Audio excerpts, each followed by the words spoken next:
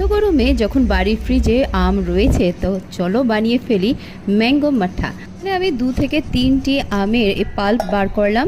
এবার মিক্সার গ্রাইন্ডারে দুধের সাথে 3 চামচ চিনি দিয়ে একটু বিট নুন আর 3 চামচ আমুল স্প্রে দিয়ে এটাকে এখন গ্রাইন্ডারে ভালোভাবে ব্লেন্ড করে নিব।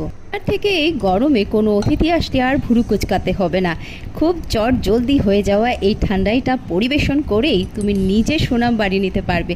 তার সাথে ওপরে ছড়িয়ে দাও এইভাবে কাজু, বাদাম, কিশমিশ আর টুকরো করা আমের পিস। সবশেষে গোলাপের পাপড়ি দিয়ে গার্নিশিং করতে কিন্তু ভুলবে না, এটাতে আরও একটু ফ্লেভার বেড়ে যাচ্ছে। তবে 10 মিনিট ফ্রিজে রেখে ঠান্ডা করে খেতে এটার কিন্তু আলাদাই মজা।